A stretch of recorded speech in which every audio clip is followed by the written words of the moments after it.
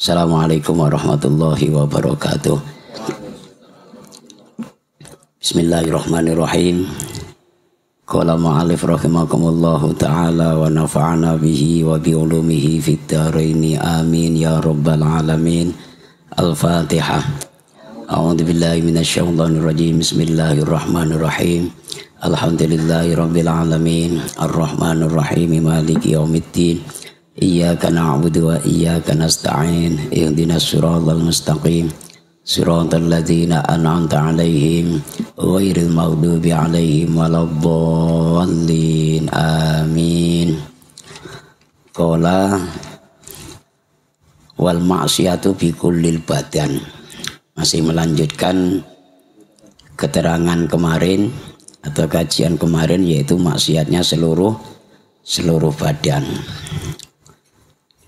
Wal maksiatu bi kulil badan kal uquqi lil walidain wal firari minaz zakhfi wa huwa minal kaba'ir wa ghairi dzalik minal ma'asri mislu irkha'i dhaili saubi wa qati'atir rahimi wa zulmin nas. Banyak di antara keterangan-keterangan yang berkaitan dengan maksiatnya seluruh badan. Termasuk kemarin dijelaskan bahwa saking sayangnya kita dengan istri dan anak-anak kita, sehingga menomorsatukan terhadap istri dan anak kita dibanding Allah dan Rasulnya. Termasuk mengutamakan sayangnya sama kerjaan kita sampai melebihi keseriusan kita dan kesungguhan kita terhadap Allah dan Rasulnya.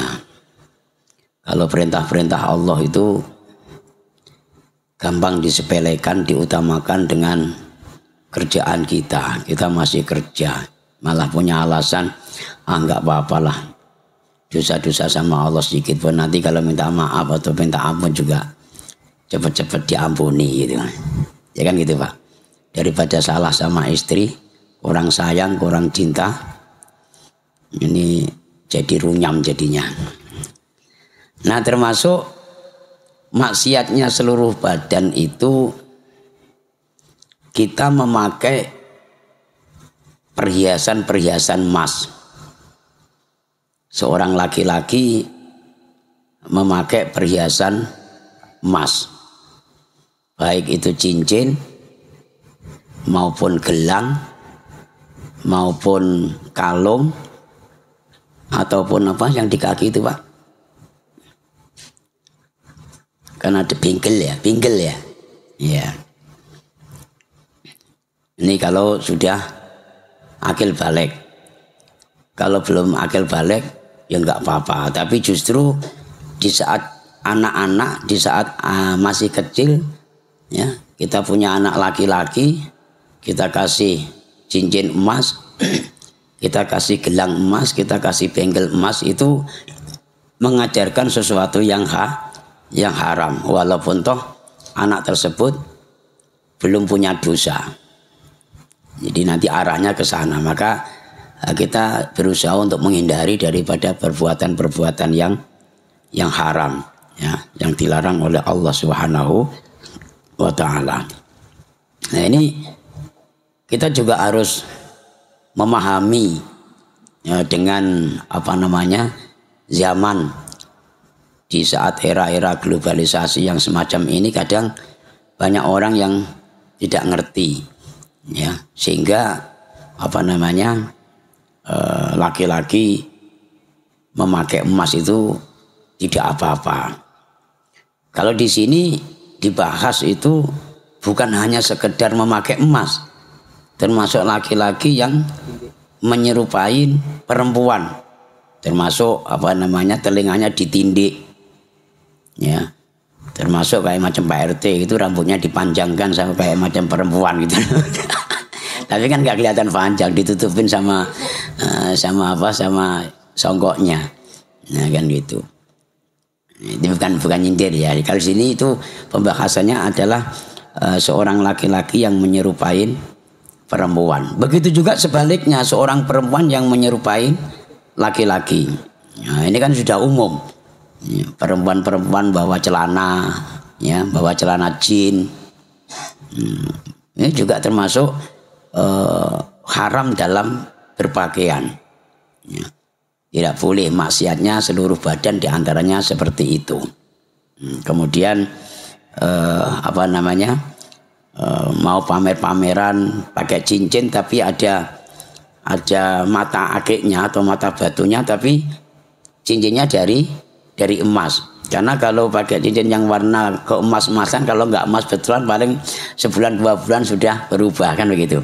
Akhirnya biar kelihatan kaya, ya pakailah yang emas. Ini haram hukumnya. Kemudian zaman dulu juga ada orang yang kaya pengen penampilan memakai gigi, ya. Gigi itu dilapisi dengan emas. Ya. Kalau Pak Rehan nggak sedia karena nggak mau dia. Ya, walaupun ada yang minta pun juga nggak dikasih. Ya, karena itu harganya mahal. Apalagi itu dosa. Itu termasuk bagian daripada maksiatnya seluruh tubuh kita. Kemudian yang selanjutnya adalah meninggalkan daripada perintah-perintah Allah Subhanahu wa taala, itu juga termasuk bagian daripada maksiatnya seluruh tubuh, maksiatnya badan kita. Ya. Bukan hanya sekedar kaki saja yang berdosa, bukan hanya sekedar tangan saja yang berdosa, bukan hanya sekedar lesan ataupun telinga saja yang berdosa, tapi seluruh tubuh itu terkena dosa. Itu saya kira kalau situ sudah sangat dimengerti oleh orang umum. Ya. Kemudian, ini yang menyangkut dengan kita. Ya. Orang yang mempunyai janji dengan orang tua ataupun gurunya, ya, janji untuk menjalankan perintah-perintah daripada orang tuanya, atau janji untuk melaksanakan perintah-perintah daripada gurunya, terutama tentang torekoh kita. Ketika kita baiat itu artinya berjanji dengan seorang guru mursyid, suruh menjalankan amalan qadariyah sehari semalam itu minimal 5 waktu, dengan zikir qadariyahnya itu zikir la ilaha illallah itu minimal 165 atau 165. Itu kadang-kalanya dikurangin dari jumlah bilangan tersebut, dan bahkan bukan hanya sekedar dikurangi, bahkan gampang untuk ditinggalkan. Meninggalkan perintah daripada seorang gurunya itu termasuk dosa.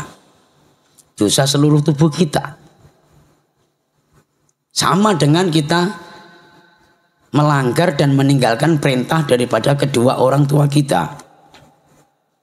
Selagi perintah tersebut tidak melanggar syarak. Kalau kita punya orang tua, udahlah kamu gak usah sholat lah. Ya, kamu kerja saja.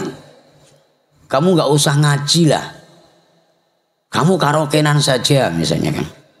Nah, itu melanggar syarak. Yang melanggar syarak itu macam-macam. Ini kadang kita tidak tahu orang tua kita ini ngerti atau tidak.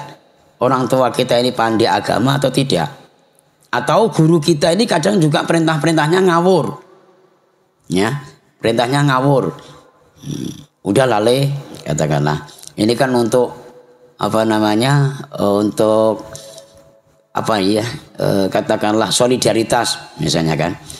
Malam ini malam Selasa ada rutinan tawajuhan, ya, ngaji tarekoh. Kebetulan pas kebarengan malam Selasa itu malam 17 Agustus misalnya. Ya, di kampung kita ini ada lomba karaoke. Ya, lomba karaoke. Terus gurunya begini, udahlah Jordan, kamu gak usah ngaji malam ini. Mendingan biar dilihat oleh masyarakat itu nampak solidaritas kita, ya, datengin aja itu karaoke. Nah, ini kan melanggar syarak. Artinya perintah yang semacam ini boleh ditinggalkan. Ada enggak guru mursyid merintahkan seperti itu, Pak? Ya, mboten Mboten ada. Enggak ada lah, enggak ada itu. Ya. Atau gini aja lah, gini aja. Udahlah, sekarang gini, kita fokus ya, fokus dzikir ya. Di malam ini, walaupun untuk malam Selasa biasanya kita tawajuh ya, fokus dzikir yang mendatangkan khodam. Ya. Khodam yang berkaitan dengan hadirnya uang. Ya, katakanlah mungkin baca sholawat nariyah 4.444 minimal satu orang. Ya kan? Supaya khodam itu datang. Kalau khodamnya datang nanti duit datang sendiri. Terus kita fokus gak usah tawajuhan. Itu juga termasuk bagian daripada perintah-perintah yang melanggar syarak. Maka selagi perintah daripada seorang guru dan perintah daripada orang tua itu tidak melanggar syarak, maka wajib kita taati. Ketika kita meninggalkan perintah-perintah tersebut, maka seluruh tubuh kita akan terkena hukum dosa. Itu termasuk bagian daripada kemaksiatan yang ada di dalam seluruh badan kita. Ini sebenarnya masih banyak sekali keterangan-keterangan yang menerangkan tentang maksiatnya badan. Jadi yang paling utama itulah katakanlah yang wajib-wajib seperti itu yang betul-betul kita berusaha untuk bagaimana bisa sami'na wa ata'na dengan perintah daripada Allah, perintah daripada Rasulullah, perintah daripada guru-guru kita, dan perintah daripada kedua orang tua kita.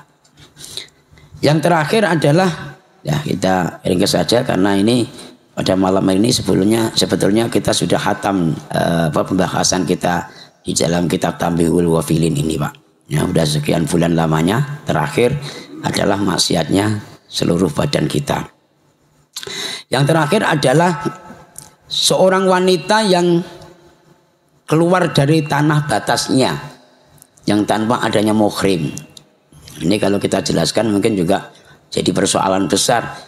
Nah, zaman emansipasi wanita ini kan perempuan-perempuan mau kemana saja lewat batas, katakanlah posisi di Batam, mau ke Jakarta, mau ke Jawa, mau ke Medan, tapi tanpa adanya muhrim, itu juga dihukumin haram. Ya, muhrim itu orang yang mengesahkan, menghai, ibarat misalnya orang tua ataupun saudara laki-lakinya, nah gitu. Nah, nisbat seorang istri keluar dari rumah tanpa ridho daripada suaminya, itu haram hukumnya. Ya. Yang paling akhir adalah seorang muslim yang tidak berteguran, atau bahasanya di sini apa? Neng-nengan. Neng-nengan itu apa? Ya. Diam-diaman sama tetangganya, sama saudaranya itu loh. Lebih daripada 3 hari. Ya kan? Saya enggak mood sama Pak RT misalnya kan. Ada masalah apa enggak tahu. Terus saya enggak mau negur. Aku diamin aja, biarin aja nanti. Saya lebih daripada 3 hari itu, maka itu juga termasuk dosa. Makanya kalau ada masalah sesama muslim itu jangan sampai ditunggu lebih dari 3 hari, selesaikan. Ya, selesaikan. Ya, kalau sama istri juga sama aja. Ya, kalau sama istri mungkin ini gara-gara ngaji pulang malam, sampai rumah dimarahin sama istri, akhirnya diem-dieman. Ya, diem-diemannya lebih daripada 3 hari. Itu juga dosa. Dan banyak lagi lah contohnya untuk maksiatnya badan kita. Dari itu, Bapak-bapak yang dirahmati Allah Subhanahu wa taala, mudah-mudahan ilmu ini bisa bermanfaat dan bisa kita amalkan di dalam kehidupan kita sehari-hari. Jangan sampai kita membiasakan menjalankan atau melakukan sesuatu perbuatan yang akan membuat dosa di dalam seluruh tubuh ataupun seluruh badan kita. Maka insya Allah kalau kita berkurang daripada dosa-dosa itu, kita akan menambah takarub kita kepada Allah Subhanahu wa taala. Dan di antaranya yaitu daripada kemustajaban doa kita terhadap Allah Subhanahu wa taala itu bisa dari bersihnya hati kita, bersihnya perilaku kita daripada dosa-dosa tersebut. Dan kita memohon kepada Allah Subhanahu wa taala dengan hatamnya kitab Tamyidzul Ghafilin ini mudah-mudahan mendapatkan ilman nafi'an, ilman solehan, ilmu yang bermanfaat, ilmu yang baik yang bisa kita amalkan dalam kehidupan kita sehari-hari, sehingga ini bisa menambah daripada keimanan dan ketakwaan kita kepada Allah Subhanahu wa taala. Amin ya rabbal alamin. Al-Fatihah. A'udzubillahi minasyaitonirrajim. Bismillahirrahmanirrahim. Alhamdulillahirabbil alamin. Arrahmanirrahim. Maliki yaumiddin. Iyyaka na'budu wa iyyaka nasta'in. Ihdinas siratal mustaqim. Siratal ladzina an'amta 'alaihim ghairil maghdubi 'alaihim waladdallin. Amin. Demikian kurang lebihnya mohon maaf selama kami mengaji ini ada beberapa bulan untuk menghatamkan kitab ini. Barangkali ada khilaf dan salahnya, kami mohon maaf, dan mudah-mudahan apabila ada kebenarannya ini mudah-mudahan diterima dan diridhoi oleh Allah Subhanahu wa taala. Amin ya rabbal alamin. Kurang lebihnya mohon maaf. Wa'alafu minkum. Wassalamualaikum warahmatullahi wabarakatuh.